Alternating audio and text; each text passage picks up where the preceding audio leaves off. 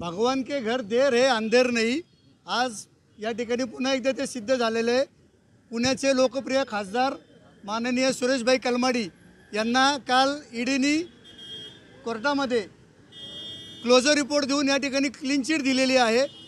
त्यांच्यावर जो कॉमनवेल्थच्या भ्रष्टाचाराचा आरोप होता तो या ठिकाणी कोर्टातर्फे रद्द करण्यात आलेला आहे। कोणत्याही प्रकारचे पुरावे या भ्रष्टाचाराचे या 15 वर्षामध्ये सरकारला मिळलेले नाहीत आणि ज्या पद्धतीने भारतीय जनता पार्टी आणि दुकानदार असलेले अण्णा हजारे आणि केजरीवाल यांनी ज्या पद्धतीने कॉमनवेल्थमध्ये आरोप केले होते भ्रष्टाचाराचे, आज न्यायालयाने माननीय सुरेशभाई कलमाडी यांना क्लीन चिट दिलेले आहे। कुठल्याही प्रकारचे आरोप या ठिकाणी कॉमनवेल्थमधल्या भ्रष्टाचाराचे सिद्ध झालेले नाही आहेत।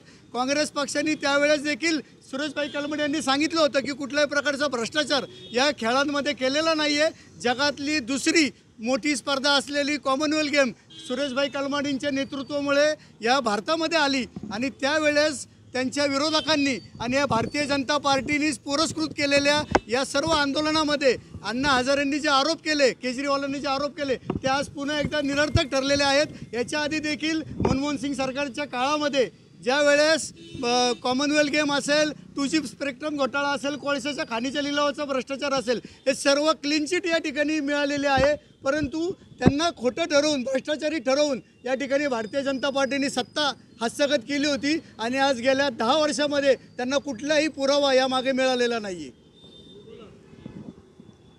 पुणे शहराचे लोकप्रिय खासदार, माजी खासदार सुरेश कलमाडी यांना काल कोर्टाने निर्दोष मुक्तता केलं।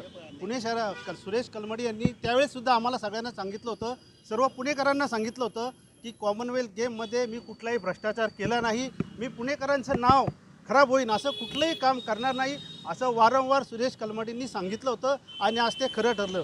पुणे शहराचा विकास, पुणे शहराचा एक चांगला विकास करणारा, एक चांगली महापालिका चालवणारा, एक चांगलं काम करणारा काँग्रेस पक्षाचा खासदार ह्यामुळं प्रॉब्लेममध्ये अडचणीत आला होता आणि हे काम आज थांबलेलं आहे, विकासाचं काम थांबलेलं आहे। सुरेश कलमाडी हा विकासाचं एक फार मोठं नेतृत्व होतं, ते आज या खोट्या आरोपांमुळं संपलं आणि हे सगळं सिद्ध झालं की सुरेश कलमाडींनी कुठलेही भ्रष्टाचार केला नाही। अण्णा हजारे आणि केजरीवाल आणि तथाकथित काही लोकांनी, राजकीय लोकांनी सुरेश कलमाडींवर एक चांगलं नेतृत्व देशाला मिळत होतं आणि एक चांगलं काम होत होतं।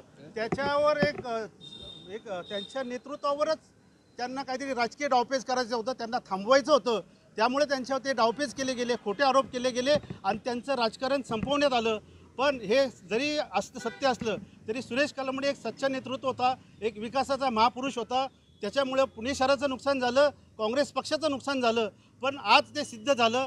कोर्टाने निकाल दिला, परमेश्वरांनी आज त्यांच्या पाठीमागं निकाल दिला आणि सर्व पुणेकरांच्या वतीने हा आज मी त्यांचा निकाल झाला त्याचा मी अभिनंदन करतो, आभार मानतो।